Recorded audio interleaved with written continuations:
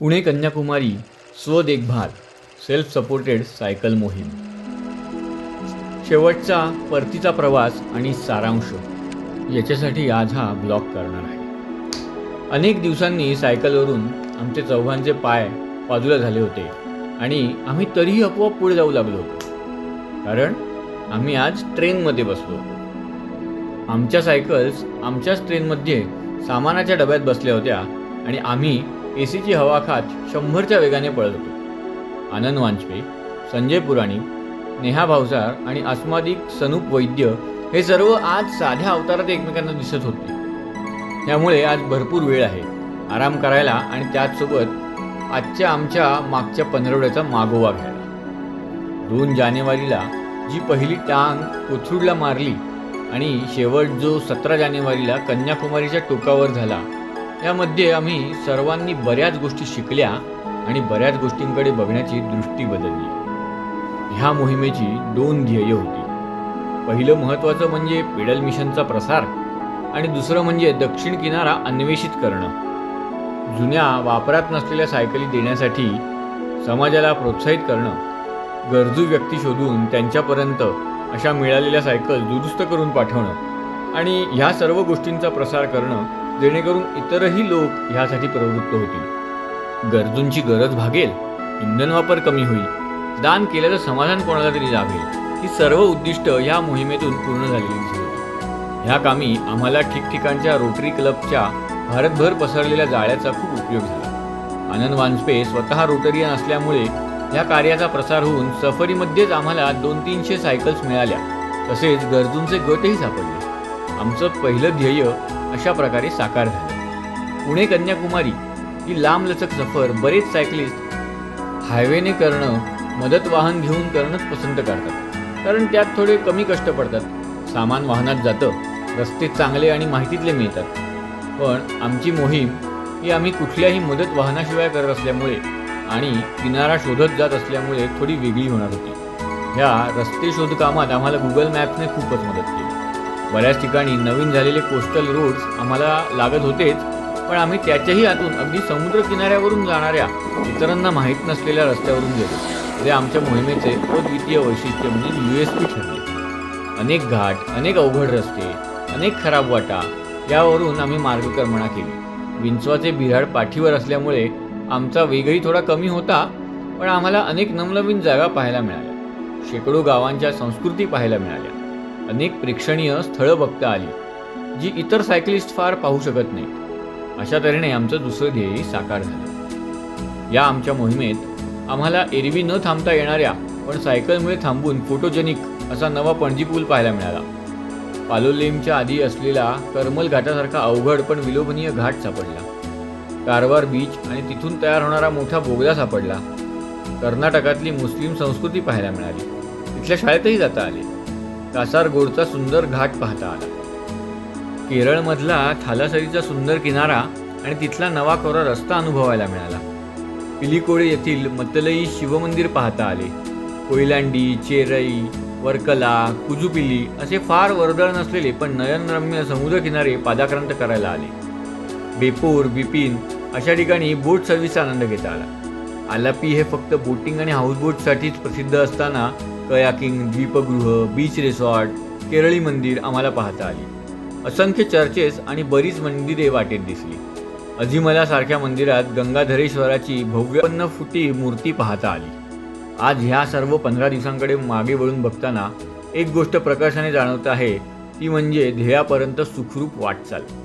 मोहीम सुरू करायच्या आधी अनेक अनुभवी आणि अननुभवी सहकाऱ्यांनी बऱ्याच गोष्टींची भीती घातली होती किंवा चेतावणी दिली होती.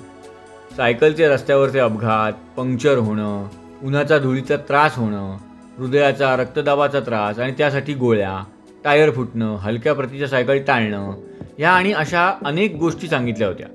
पण ह्या कुठल्याही गोष्टींना न घाबरता आम्ही सुरुवात केली होती मोहिमेला, कारण भीत्यापाठी ब्रह्मराक्षस ही म्हण माहीत होती. थांबला तो संपला, धावो त्याला शक्ती देई आणि रस्ता सापडे. ह्या ओळींप्रमाणे आम्ही न थांबता नियोजनबद्ध पद्धतीने मार्गक्रमणा करत राहिलो. अर्थात आम्ही गाफील नव्हतो.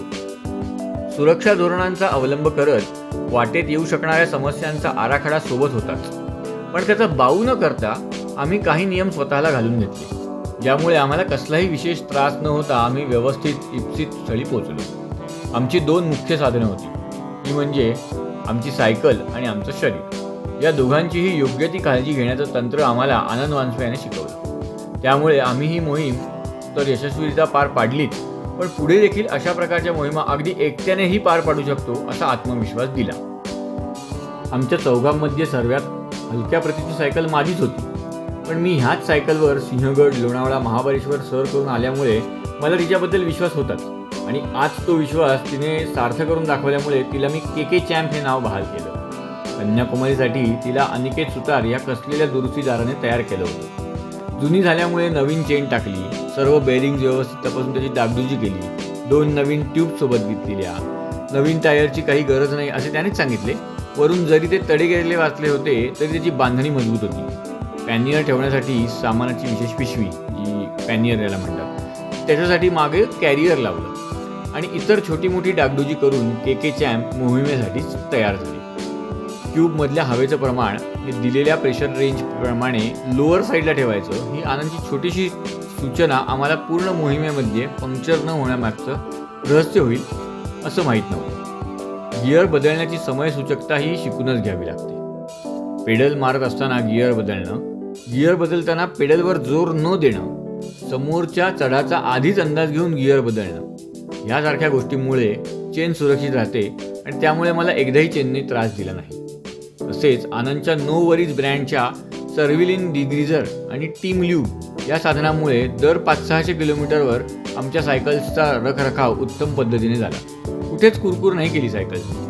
नाही म्हणायला माझ्या सायकलमध्ये दर 2-3 दिवसांनी हवा भरायला लागणं, संजयजींच्या सायकलच्या कॅरियरचे नटबोल्ट्स निघाणं, आनंदच्या सायकलची चेन निखळणं, नेहाच्या सायकलच्या क्विक रिलीजचा त्रास होणं, अशा किरकोळ पण दुर्लक्ष करण्याजोग्या समस्या जिथले तिथे सोडवता आल्या.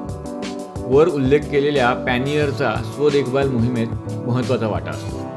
ही सायकल सफरीसाठी उपयुक्त बॅग कॅरियरच्या दोन्ही बाजूंना टाकता येते, जेणेकरून भार समान व्हावा. ह्या सफरीसाठी अनिकेतनेच मला त्याचे पॅनियर वापरायला दिले.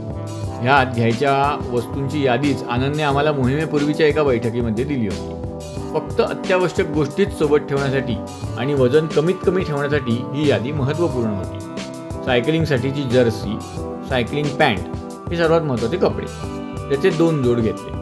आम्ही राहुल राणे यांच्या एलेक्स्टी अँड लेझरटेक्स या बावधनीतल्या दुकानातून सायकलिंग पॅन्ट घेतल्या होत्या. फारच उपयुक्त असे जेल पॅड्स असल्यामुळे पूर्ण मोहीमभर सॅडल सोअर्स वगैरे त्रास झाले नाही. त्याशिवाय ही पॅड तंग असल्यामुळे स्नायूंना पकडून ठेवते आणि पायांच्या मांड्यांच्या दुखण्याचा त्रासही होत नाही. ह्या कपड्यांशिवाय फक्त 1-2 जोड हलके कपडे आणि एक पातळ टॉवेल एवढेच सोबत होते. बॅटरी बँक, चप्पल, कपडे वाळत घालण्यासाठीची दोरी असे जुजबी सामान घेतले होतेच. इतर वस्तूंमध्ये नेहमीच्या ब्रश, पेस्ट, कंगवा ह्यासोबत पायांना येणाऱ्या घामाचा त्रास होऊ नये म्हणून ॲब्झॉर्ब अँटीफंगल पावडर, दुखीवर उपाय म्हणून ओमनी स्प्रे, जखमेवर त्वरित मारता येणारा मिस्ट डे स्प्रे आणि शरीरातील क्षारांची व खनिजांची कमी भरून काढण्यासाठी एनर्जिया विटॅमिनॉलिड्स याच्या गोळ्या घेतल्या होत्या. आमचे दुसरे साधन शरीर, याला त्रास होऊ नये यासाठी अशा प्रकारे तयारी केली होतीच. त्याशिवाय डॉक्टर महेश्वर वैद्य यांनी मला तपासून मोहिमेला जाण्यासाठी निरोगी असल्याचा निर्वाळा दिला होता. त्याचबरोबर दिवसाला 1 चमचा च्यवनप्रकाश खाण्याचा सल्लाही दिला होता. ह्याच्यामुळे कुठल्याही वातावरणाचा प्रतिकूल परिणाम झाला नाही आणि रोगप्रतिकारक शक्तीही राखली गेली. आपल्या उंचीचा अंदाज घेऊन कमरेखाली साधारण 1 इंच सीटची उंची ठेवली की सायकल चालवणे सोपे होते. ह्यामुळे शरीराच्या इतर तक्रारी जसे की पाठ दुखणे, गुडघे दुखणे, हात दुखणे इत्यादी कमी झाल्या. सायकल चालू करायच्या आधी वॉर्मअप आणि सफर संपल्यावर स्ट्रेचिंग या अनिवार्य गोष्टी खूप महत्त्वाच्या ठरतात अशा लांब मोहिमेसाठी. सूर्योदय ते सूर्यास्त म्हणजेच डॉन टू डस्क या वेळेतच सायकल चालवण्याचा निर्णय सुरक्षेसोबतच शरीराला योग्य तो विराम देण्यासाठी उपयोगी ठरला. शरीराला उपयुक्त इंधन मिळण्यासाठी भरपूर आणि समतोल आहार आम्ही सफरी दरम्यान आणि नंतरही घेत राहिलो. जसं की भरपूर पाणी पिऊन शरीरातील पाण्याची पातळी राखणं, संत्री, मोसंबी, चिकू, केळी अशी फळं खाऊन आवश्यक ती जीवनसत्व पोटात घेणं, प्रथिनयुक्त, कर्बोदकयुक्त आहार घेऊन तेलकट आणि तिखट टाळणं इत्यादी. अर्थात हे सर्व करून कधीकधी हाताला सुन्नता येणे, पाय भरून येणे, गुडघा दुखणे, गरमी असह्य वाटणे अशा तक्रारी आल्या, पण त्या देखील ज्याच्या त्याच दिवशी सोडवल्या गेल्या. अशा सर्व खबरदाऱ्या घेतल्यामुळे आम्हाला दररोज आमची राईड संपल्यावर शरीराची झालेली झीज भरून काढायला मदत झाली. अशा आणि इतर कुठल्याही समस्येचा परिणाम होऊ न देण्यासाठी कणखर मन हवं, हे मात्र तितकंच खरं. मन जितकं एकाग्र, कणखर आणि जिद्दी असेल ना, तितकं तुम्हाला कुठलंही अवघड काम पूर्ण करणं सोपं होऊन जातं. मनाच्या ह्या शक्तीबद्दल एक वेगळा लेखही येऊ शकेल, इतकी याची महती आहे. मनाला उभारी देण्यासाठी आम्हाला संपूर्ण वाटेत इतके लोक भेटले की मोजदाद नाही. तरी काहींचा उल्लेख येथे करावा वाटतो. अगदी सुरुवातीपासून घरातल्यांचा जो पाठिंबा मिळाला, त्यामुळेच ही मोहीम इथपर्यंत येऊ शकली. बायकोच्या एका होकाराचा सकारात्मक परिणाम हा प्रत्येक नवऱ्याला माहिती असतोच. शेजारचा प्रथमेश ज्याने हेल्मेटला फोटो व्हिडिओ काढण्याचे जुगाड बसवून दिले, त्यामुळे व्हिडिओ काढणं सोपं आणि सुरक्षित झालं. सफर सुरू करताना नो वरीज सायकल क्लबमधले अनेक सहकारी ज्यांनी आमच्यासोबत सायकल चालवून आमचं मनोबल उंचावलं.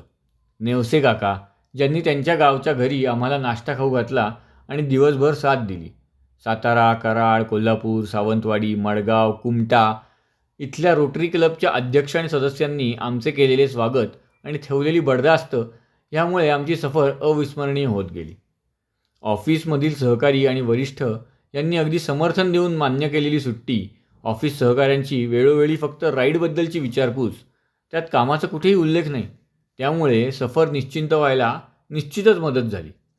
वाटेत लिंबगावात भेटून बातमी छापणाऱ्या गौतमी छापखाने, वासंतीताई, उंब्रजमध्ये येणाऱ्या प्रत्येक सायकलिस्टला आवर्जून चहा पाजणारा सचिन निकम, फक्कड चहाचे मालक तन्मय भोपळे, कोल्हापूरमधल्या गारवा हॉटेलमधचे मालक कुसळे यांनी केलेले भरभरून कौतुक आणि प्रेमाने खाऊ घातलेला नाश्ता, एस टीच्या कामातून वेळ काढून आमची विचारपूस करून आम्हाला एनर्जी ड्रिंक देणारे विजय जाधव, नायगावात तसेच कर्नाटकात आम्हाला बघताच घोळका करणारी छोटी छोटी बच्चे कंपनी, आम्ही सायकलवरून गोव्यापर्यंत आलो आहे हे कळताच हरखून जाणारा राठी परिवार, आपल्या चारचाकीतून उतरून नारळ पाणी पाजणारे मोहम्मद, माझे पाकिट मिळवून देणारे अयाज, केरळमध्ये गेली 28 वर्ष व्यवसाय करूनही आपले मराठी पण जपणारे आणि आम्ही येण्याची खबर लागतात आम्हाला भेटायला येणारे सुरेश माने आणि घाडगे, गुरुवायूर, कोची इथे अचानक भेटलेले सायकलिस्ट, आजवर पहिल्यांदाच अचानक भेटलेला हमनाम सनूप